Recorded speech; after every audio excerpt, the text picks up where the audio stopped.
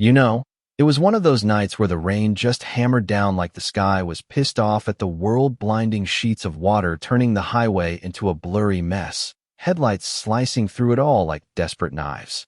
I was driving my beat-up Ford truck home from a late shift at the auto shop, bone-tired, thinking about Sophie waiting up with her half-eaten mac and cheese, when I spotted this figure hunched over a motorcycle on the shoulder, steam rising from the engine like it was exhaling its last breath.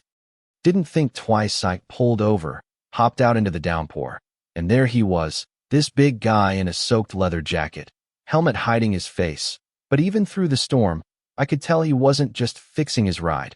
He was breaking down, shoulders shaking like the weight of everything had finally crushed him. "Hey, need a hand?"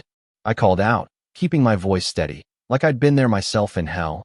I had, more times than I cared to count, single dad scraping by in Willow Creek, dodging bills and bad memories from when my wife walked out 5 years back, leaving me with a trailer on the edge of town and a kid who saw too much too soon.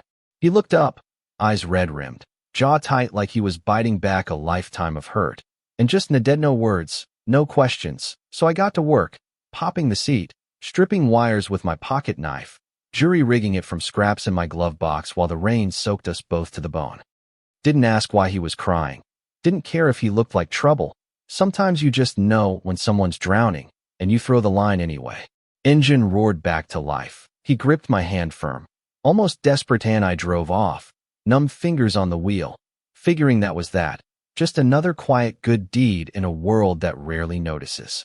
But man, was I wrong. Next morning, Willow Creek woke to thunder, not from the sky this time, but from engines, dozens of them rumbling in like a storm front. These Iron Wolves bikers, all patched up with snarling wolf insignias, boots heavy, faces carved from years on the road, rolling through town asking for the guy who helped their captain, Vince, last night. Folks whispered, doors locked hell. Even the diner crowd froze mid-coffee because these weren't your weekend riders. They were the real deal, the kind rumors painted as outlaws. And here they were, zeroing in on my trailer like they had a score to settle. Sophie peeked out the window, her big eyes wide. "Dad, are they mad?" And I stepped outside, heart pounding, ready to face whatever mess my kindness had stirred up. But Vince dismounted first, helmet off. No tears now, just this steady gaze as he walked up and said, "I didn't get to thank you properly. You didn't just fix my bike. You pulled me out of the dark when I was riding to scatter my brother's ashes at our old spot. Bike quit on me." Grief hit like a freight train, and nobody stops for a guy like me. Until you did.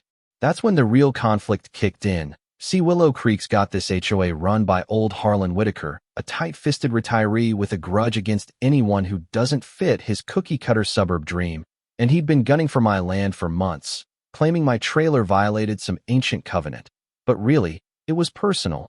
Years back, I'd called him out at a town meeting for bullying a neighbor into selling cheap, so he could flip it for profit, and ever since, he'd made my life hell. Fines for overgrown grass, complaints about my truck, whispering to folks that I was dragging property values down with my low-rent existence.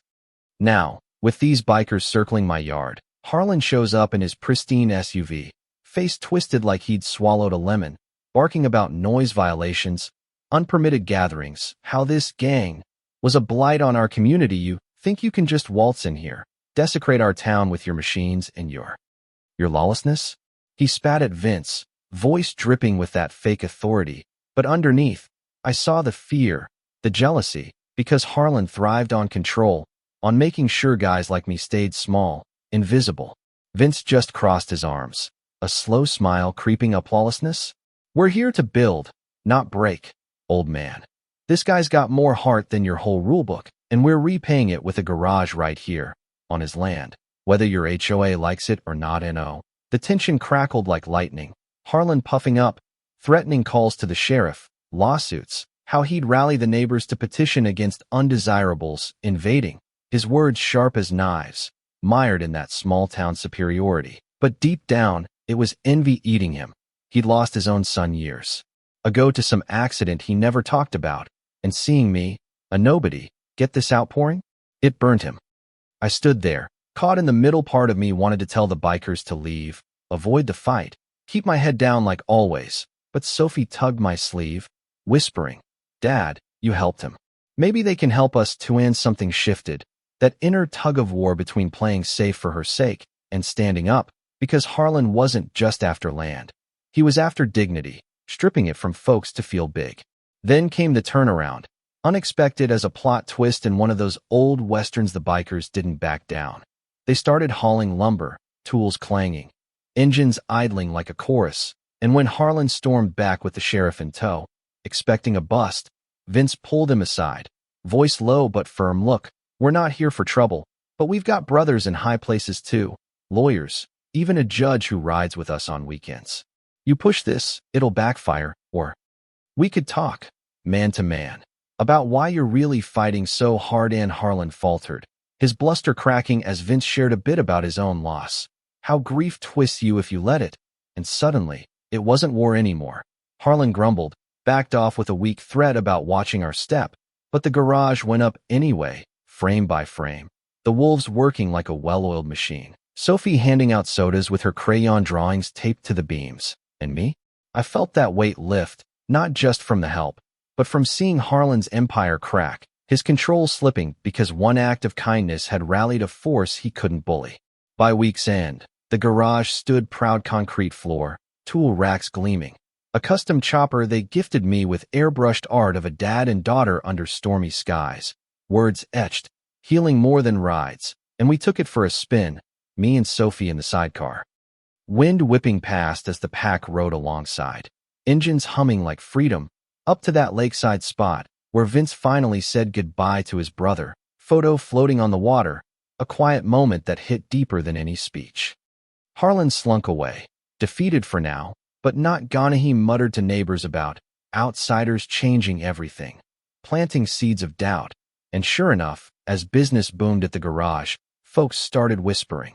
Was it right to let bikers rewrite the rules, or did Harlan have a point about keeping Willow Creek pure?